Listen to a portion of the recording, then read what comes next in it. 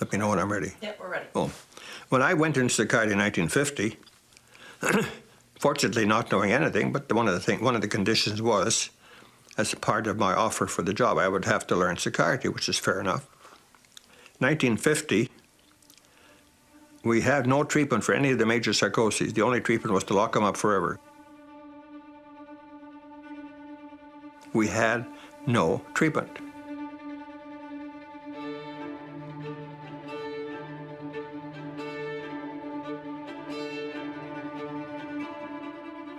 We don't really understand at a deeper level that we are what we eat. And I usually say to people, you know, you look down at your dinner plate and what you see doesn't appear like the raw material for hair or skin or teeth or nails. But that's exactly what it is. We are just food recycling machines. People don't take care of themselves for one reason or another, and they come to the doctor expecting to be kind of bailed out by taking a medicine, a chemical, in order to treat the disease. I mean, if we look back at the last 30 years, Homo sapiens is in a really sorry state. There is no question that there has been an increase in mental health problems. And the World Health Organization say that mental health problems have become the major area of health concern. Psychiatry is very much dominated by the pharmaceutical industry, especially at this time. In fact, almost all of medicine is dominated by pharmaceutical companies. There's virtually no emphasis on nutrition, on lifestyle, on any of those things. Everything is supposed to be solved by the use of psychotropic drugs.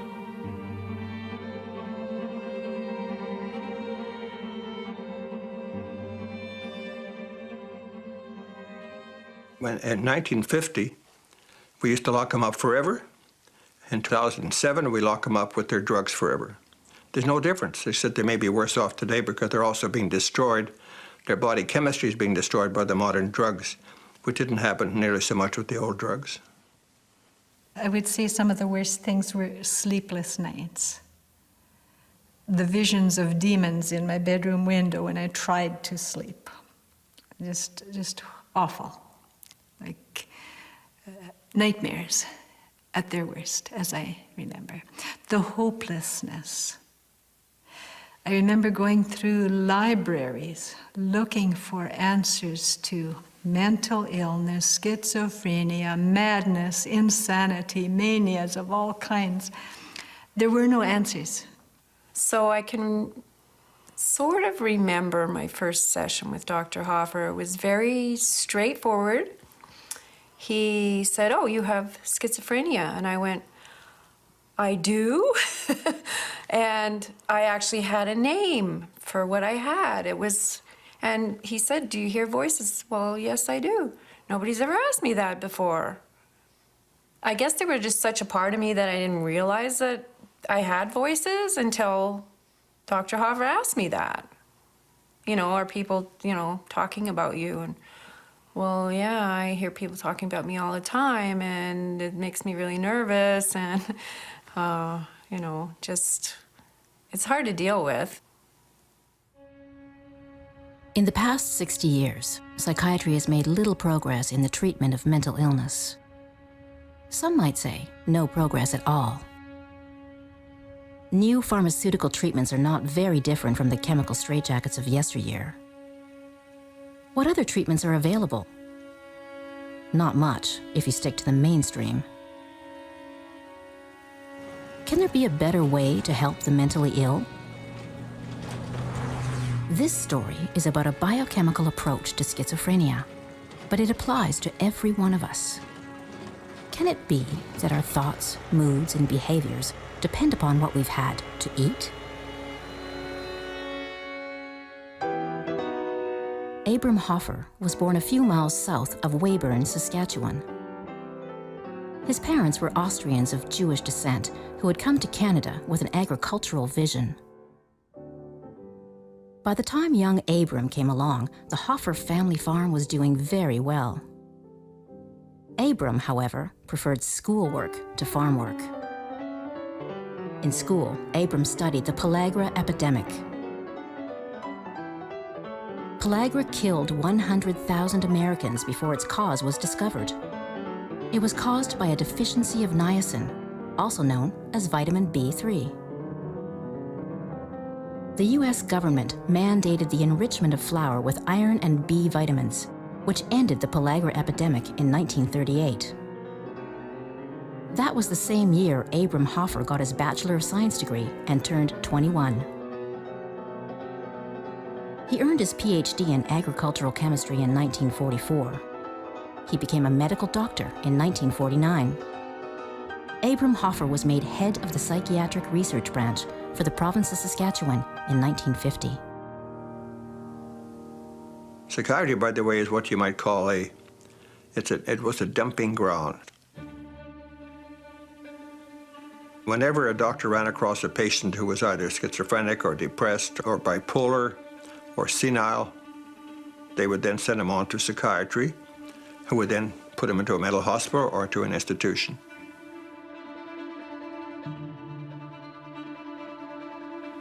One of the main problems in mental hospital was that many of these patients were angry and excited and hostile. The poor people were terror-stricken, they were screaming, they were shouting. There was bedlam. Bedlam was a good term for any old mental hospital. There was really bedlam there. And the main thing was to give people barbiturates or sedatives to try and relax them a bit.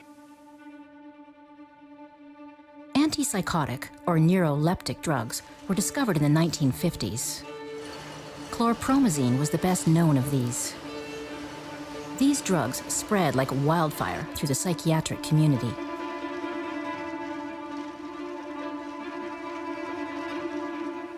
And these drugs settled them down very, very quickly. It's amazing.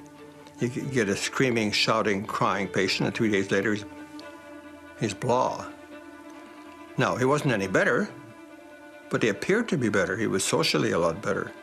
They couldn't think, they couldn't reason, they had no motivation, they were slobbering, sitting in front of their TV, they couldn't work. They were hopelessly ill people, and the only advantage was that they weren't running around on the streets crying. They were being locked up or kept at home, and no one knew about it. That was the situation of psychiatry. So we were put in charge of all the failures in medicine.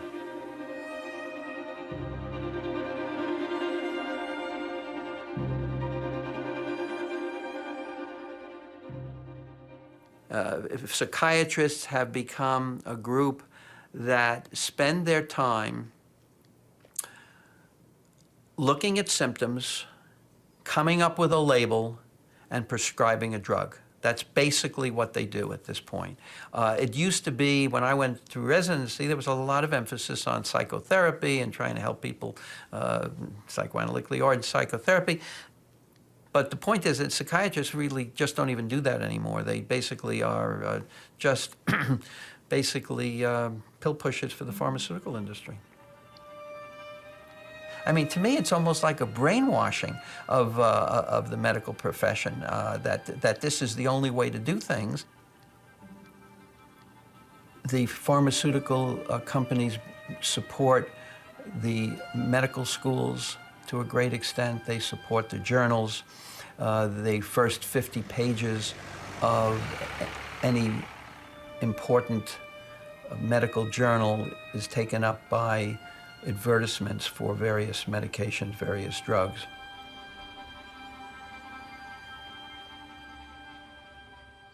The large mental hospital at Weyburn was one of the two main mental hospitals in the province and one of Hoffer's chief responsibilities. When it was built in 1920, it was the largest building in the Commonwealth. Over half the patients at Weyburn were schizophrenic. Dr. McCarricker, who was in charge of the whole unit. He was in charge of the psychiatric services branch. He was a very kind man. He also had the idea that the Quakers had in 1850. And this was that, first of all, you had to provide shelter. Secondly, you had to provide good food. Thirdly, you had to be kind and sympathetic. The Quakers in 1850 didn't believe in doctors or nurses. They would take insane people, up to 12, move them into a house without nurses or doctors. Their own people would run them. They would hold them there. They'd be gentle to them, kind, they'd work with them. Every Saturday night they'd have a party and a dance, and the staff would dance with the patients. It was really a very humane situation. In fact, we had 2,000 seriously ill people, and who obviously were in need of anything we could do. Humphry Osmond was born in England in 1917. Osmond studied psychiatry while acting as an army surgeon during World War II. Later, with John Smithies, he had done some of the earliest scientific research with mescaline. They noted that its chemical compound was similar to adrenaline, and that mescaline's effects on perception were similar to schizophrenic symptoms. Osmond came to work at the Weyburn Mental Hospital in 1952. He introduced Aldous Huxley to mescaline, participated in a native Canadian peyote ceremony, and coined the term psychedelic while living in Weyburn. We didn't feel that we wanted to make a great deal of money out of these things. We simply wanted to find things that would help people not get ill, which I, being rather out of date and old-fashioned, I felt was a good thing to do. We are able to hold our world constant. For the schizophrenic person, this constancy breaks down, or begins to break down, which is worse because of the uncertainty. Schizophrenia is characterized by abnormalities in the perception of reality. Distortions in perception may affect all the senses: sight, hearing, taste, smell, and touch. But it most commonly manifests as hallucinations and delusions, or disorganized speech and thinking. You have a constant noise. Not always voices, at least for me. It was just noise. It was just like every noise is amplified. And so you just want quiet, you just want peace, you just want to make it stop. And there's no way of making it stop. You have voices telling you, you know, you're just so stupid and you're just lousy and you don't deserve to live and you should just go jump off that bridge, or, you know, why don't you slit your wrists? Or why don't you, you know, you're such a bad person. Just this all negative, negative, negative, constantly on you. Dr. Hoffer and Osmond originally hypothesized that there was a substance that was capable, that was found in schizophrenics, that could distort their reality and affect their brain. And they then isolated something called adrenochrome. They found that the adrenochrome could actually produce schizophrenic symptoms, could cause hallucinations, delusions, and so on. And adrenochrome is an oxidized product of adrenaline. And adrenaline often occurs when you're under stress. And people who have the genetics for it can then develop these oxidized stress hormones that are then capable of actually poisoning the person. If you had the right genes, if you had the right genetic structure, and now there's evidence for that, which would allow the conversion of too much adrenaline to adrenochrome, which was a hallucinogen in the brain, that if this happened, that this would act on the brain as if they had taken LSD, and they would then become psychotic. With adrenochrome, your legs seem a very long way down. Your clothes may become uncomfortable. And, particularly if you're convinced that something is wrong, almost intolerable. Small distortions can be even more frightening than large ones, because you can't be sure that they are distortions. And as tension mounts, so does one's uncertainty. Ours is a simple, comprehensive hypothesis that wasn't based upon chance. We actually derived our hypotheses from very careful observation that had been made by Humphry Osmond and John Smithies and myself. That was our hypothesis. Ours is the only rational hypothesis there is. The average psychiatrist will not answer your question. Ask him what causes schizophrenia. I don't know. They think it's biochemical. They use the word biochemical, but they don't understand what that means. Because when you load someone up with a toxic drug, you're not giving him a biochemical treatment, you're merely poisoning him. And it's easy enough to poison people, and that's no problem. So there are no theories that are acceptable except ours.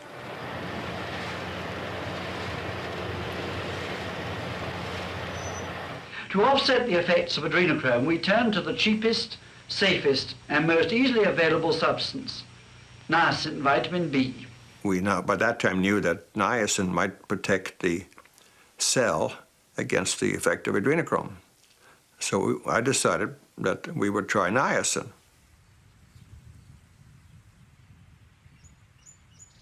It's 37 years since I was ill. I have recovered completely. I always think of my recovery as taking place in about 3 weeks, or 19 days to be exact. The theory that Dr. Hoffer has, that the adrenals produce this toxic adrenoleutin, and that's like LSD in the body, that fits my story. And I think my own part in it was overdosing on sugar. I loved my sweets. I wasn't aware, I didn't really know that sugar can affect my mind. And he said, we'll put you on the niacin and watch what happens. And I didn't have any expectations, but something happened. I make recommendations for vitamins or supplements, always in terms of cleansing and building. And I make recommendations for diet.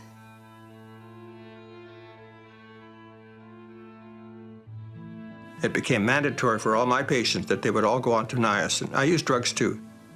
The vitamin didn't work fast enough and the drugs did, so the best solution was to combine them.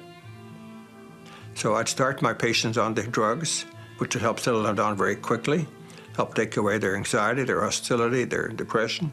Start them on vitamins. And we use the drugs as you would use a crutch for a person with a broken leg. As soon as the leg is mended, you throw away the crutch. As soon as our patients are mended, we throw away the drugs. And I think that's how they ought to be used.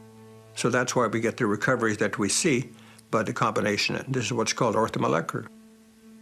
Two-time Nobel Prize-winning chemist Linus Pauling also championed the use of vitamins as treatment. Pauling coined the term orthomolecular medicine in 1968. The Greek ortho means correct, so orthomolecular means the right molecules in the right amounts. The medical profession has been very hostile toward orthomolecular medicine, especially the psychiatric profession. I wasn't even aware of it, of course, until 1968 when Linus Pauling published his very famous paper in Science called Orthomolecular Psychiatry. Pauling never accepted anyone's word. He did his own thinking. You know, Pauling was the world's most famous scientist. He had a double Nobel Prize, one for his work with chemistry. In fact, his work in chemistry is the absolute basis of all modern medicine. He showed how molecules react with each other. They started using nutrients to help people's heads, feed your heads, and lo and behold, their whole body got better because nutrients don't just feed the head. Nutrients feed the whole body. And when you feed the body and the body gets healthier, that feeds relationships. And if you feed relationships, then societies and cultures improve. And when they improve, nations stop warring. And when nations stop warring, then you can start taking care of the planet again. And so all of this begins with nutrition. It's literally only 200 generations ago, we were all hunters and gatherers. We had no choice but to eat everything organic, everything was whole. and we would eat seeds and fruits and vegetables. All the animals we ate were wild animals. A wild animal has maybe 5% of its body weight as fat. Most of the animals we eat today, even organic animals, you're looking at 20%. So food has phenomenally changed. And now that we know how our biology works in relation to food, it would be surprising if we hadn't changed how we think, how we feel, and our pattern of diseases, which clearly are escalating out of control. The brain is very particularly dependent on nutrition because this organ is 2 pounds in weight, and yet it consumes 20% of circulating oxygen, glucose, and other nutrients. And so, if you like, I describe the brain as a nutrient hog. It's using up 10 times more, it's 10 times more metabolically active. So where there's a shortfall in diet, and where that plate contains stripped down ersatz food, then of course the brain is going to be one of the first places that's affected. And now we can see from studies that particularly depriving the developing brain in utero of nutrients is leading to lifelong health problems, mental health and physical health.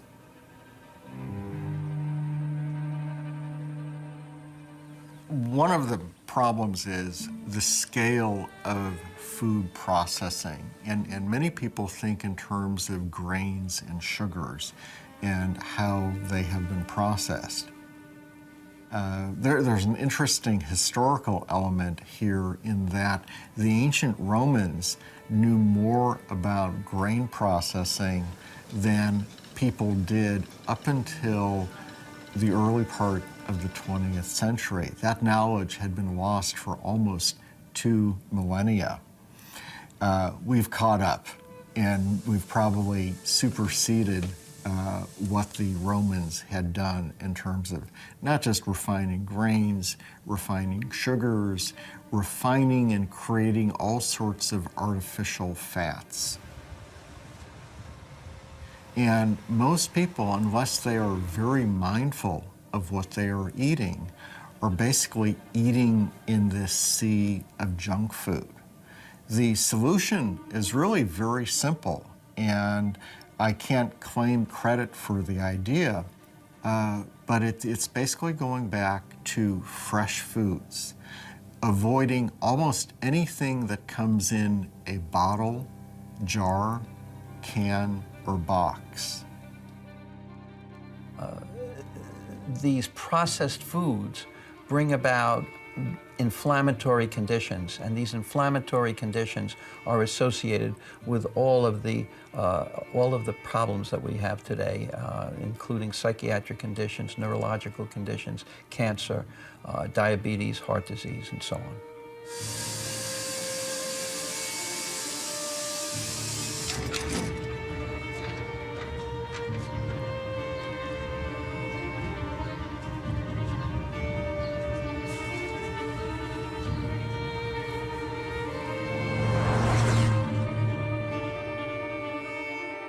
And I believe that the pharmaceutical companies do see nutrient therapy and the use of supplements and the whole orthomolecular approach as being a bit of a competitor. And so that's part of it. There's also a kind of orthodoxy or a belief in the medical school training that anything that has to do with nutrition is always going to border on quackery. Matter of fact, I was told during medical school, any doctor that prescribes a vitamin, by definition, is a quack. One other thing I'd like to underline is that when we go through medical school, the first 2 years the first year we learn a lot about anatomy and physiology and biochemistry, and then starting in the second year we get to pharmacology. And what happens is that the attitude in medical school is that the physiology and biochemistry, well, we have to know that. But the real medicine is pharmacology. And that is the orientation of physicians. And what we are doing in orthomolecular psychiatry and orthomolecular medicine is we're going back to physiology and biochemistry rather than pharmacology. We assume that the body has the ability to heal itself if given half a chance, and the way that happens is by supplying the body with what it needs and trying to remove things that are toxic to it.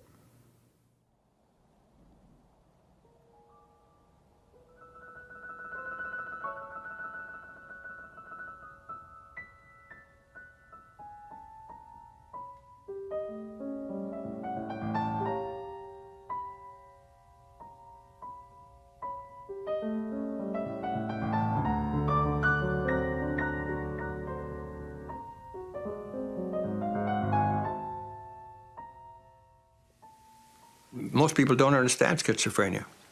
If a patient tells the psychiatrist that he or she is hearing voices, what does that mean? Unless the doctor has heard voices himself, it has no meaning. He can't visualize this happening. So we thought, first of all, if we're going to deal with schizophrenia, we have to understand its psychology.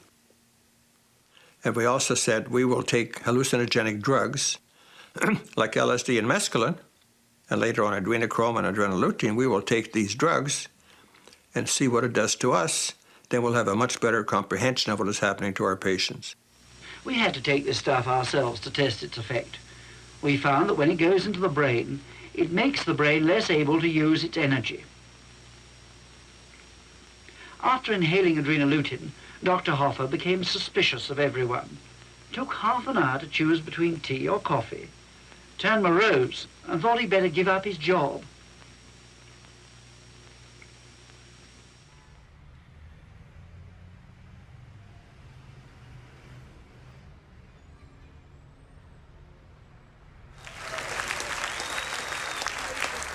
This is so wonderful to see this long overdue Lifetime Achievement Award to my great lifetime hero. I mean, you really are Dr. Hoffer. And I guess I'm going to talk on behalf of all of us patients, and I have to try not to cry. So, because, see, I'm already starting. Because not only have you given us our lives, you were the voice all these years who said, you can get better, you will get better, take these simple steps, you won't be crippled by drug side effects. You've given us a quality of life that so many of us were told by the conventional psychiatric establishment was not possible for us. From the bottom of my heart, Dr. Hoffer, I send you love and gratitude and these tears. I love you very much.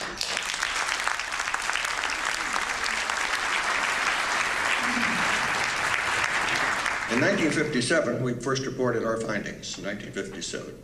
Until then, I was considered one of the top North American researchers, and that was because we never did anything important. We published a lot of papers, but they have no value. But as soon as we began to publish it, we were getting results with niacin. You should have seen the world collapse about us. They said, oh my God, these guys are heretics. And the mental health business, or the mental illness business, is a multi-billion-dollar business. It generates profits that are in the stratosphere, obscene profits. So Dr. Hoffer and his work, and the work of all these extraordinary doctors, is an extraordinary threat to that industry. And I think in their greater and greater quest for bigger and bigger markets, because they've kind of got everyone in the States anyway, Prozac, half the population, they've now pushed it to the limit. Once you start damaging little children's brains, I think there's going to be a backlash.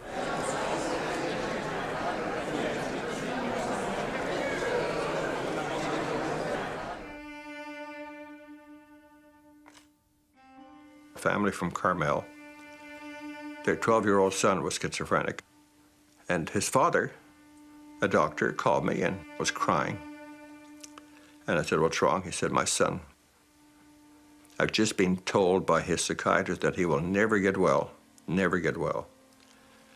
And so when he was given that horrible news, He began to spend as much time as he could in the library, and he ran across the first paper we ever published in 1957, where we first described the use of vitamins for the treatment of schizophrenia.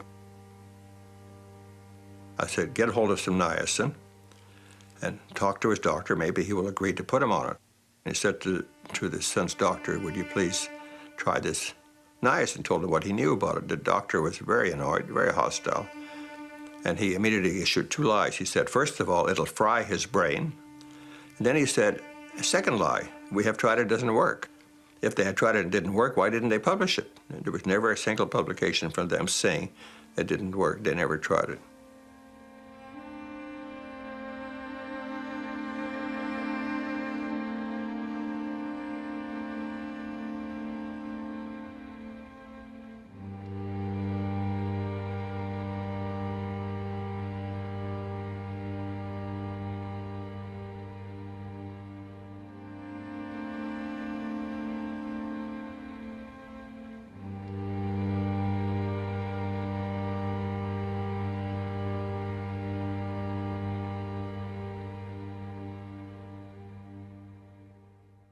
The idea of the Saskatchewan plan was to build hospitals that would be really good hospitals, where people would be held until they got well. They would keep patients even 3 to 6, 12 months if necessary. Then the drugs came along. They were so dramatic that psychiatry began to think, we don't need these hospitals. Their plan was not to really build a large number of smaller institutions where they could house them properly.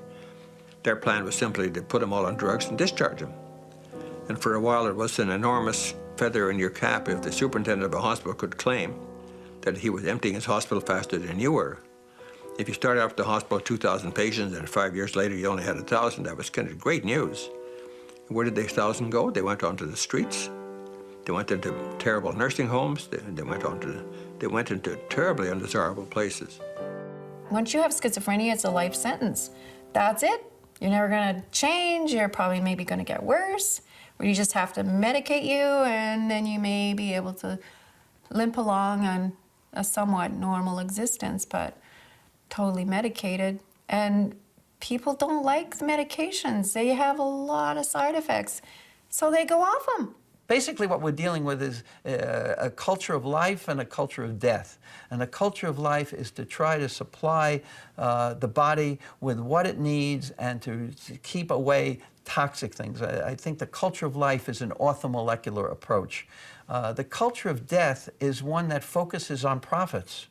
And that's what motivates everything. So it's the financial situation that is motivating the development of the drugs and paying dividends to the stock holders and things like that. That's what's important. That's what drives things. Of course, this is the future of medicine. I mean, it works. I mean, number one, it works. Number two, it's safe. So why aren't we all doing this? And I think the bottom line is it is money. The pharmaceutical industry have such a tight hold on medical training. So the average doctor just simply doesn't learn this stuff. And by the time they come out of medical school, they've got all this knowledge about how to diagnose diseases and which drugs to use and so on. And they've often been taught that particular nutrients, just aren't effective, sort of drug versus nutrient. But of course, this whole approach is not about, a different kind of pill for an ill. It's actually an entirely different approach. And then when you couple that with the fact that you simply cannot do orthomolecular medicine in 5 minutes or 10 minutes, it really requires a much longer and more detailed involvement with the patient to really find out about their lifestyle. And also when you find out that, it's relatively easy to get someone to take a pill, but to change a behavior as fundamental as eating, now that really takes a lot of work. So doctors are neither trained in the science of this, nor are they trained in the practice of how you would do it.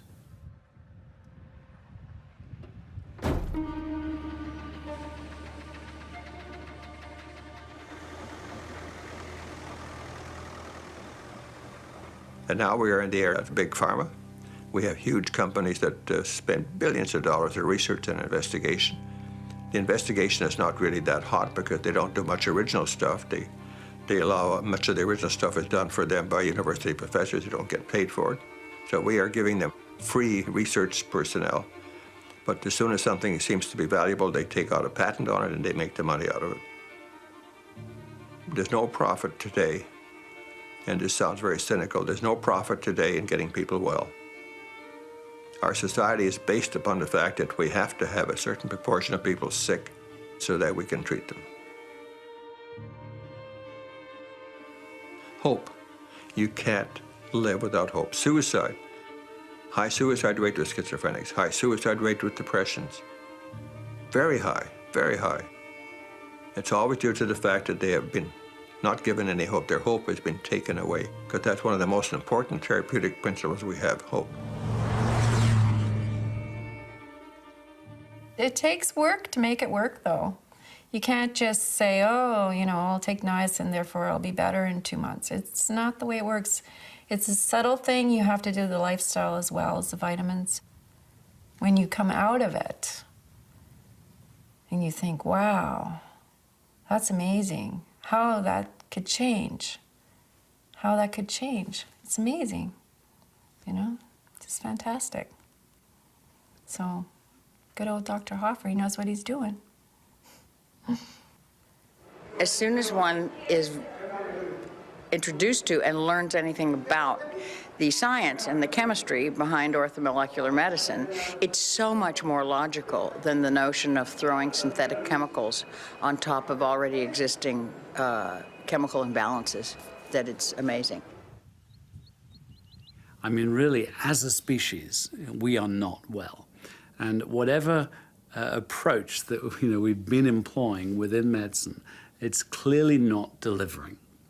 And I think that all the fingers are pointing very, very strongly at our 21st century diet and lifestyle. And I do sincerely hope that governments particularly and the medical profession as a whole will stop being so blinkered, because these diseases are not going to be solved by some magic drug. We need radical changes from the grassroots. Everybody, we all have to change in order to save our bodies, our earth, our universe, probably. Science is a way of investigating phenomena. Many answers. It doesn't give us the final answer.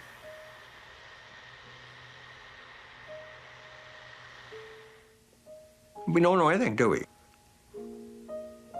Let's all think about it. How is it possible for the Earth to go around the sun?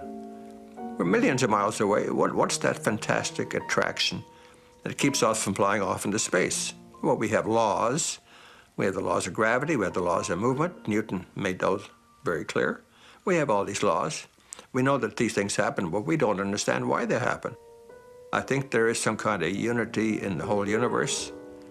How it came about, I don't have the slightest idea, but there is something. There is something called life force. This fantastic tenacity to living, which is hard to understand. We've no padded cells here. We're here for the world to see. Our job is to press on with our search for the causes of mental illnesses, to apply our knowledge quickly as we go along. Our aim is to get as many long-stay patients out as possible, to keep new patients so briefly that they don't get cut off from family and society. Lastly, to keep them outside altogether. We look forward to a day, years away perhaps, when these great buildings will no longer be needed to house backlogs of long-stay patients. And now we have a new paradigm, which is called vitamin S treatment.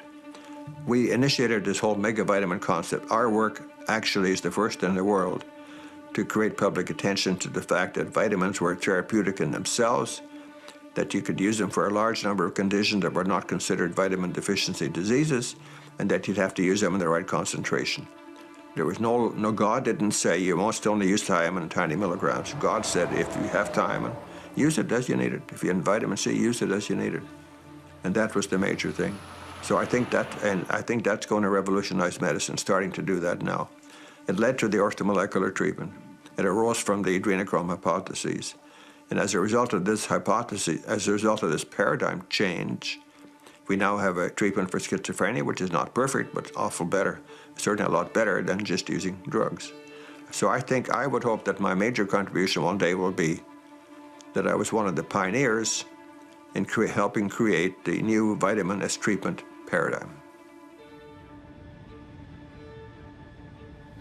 So I don't have the answer, but one day we're going to have the answers, and when orthomolecular medicine has taken over all of medicine, instead of spending billions of dollars examining one drug after another that's toxic, we will now start to look exactly at each particular disease and find out what are the needs for that particular disease. That's what's going to happen.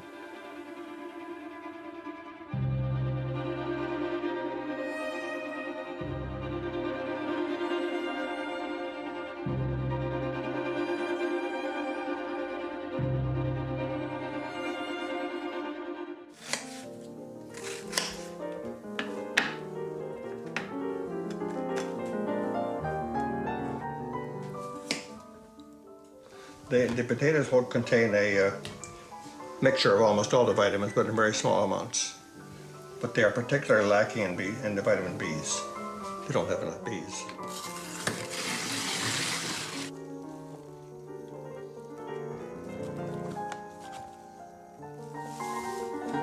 I already have 300 toxic compounds in my blood, so do you.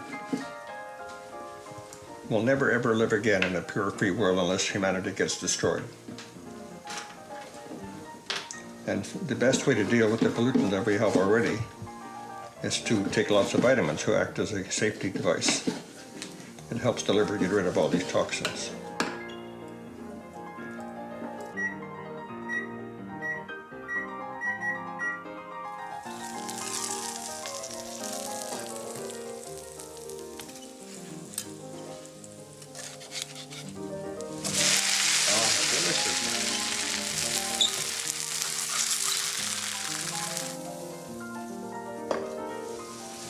Come and tell me, can you handle 3 of these? Sure. Well, I'll just take 2 for now.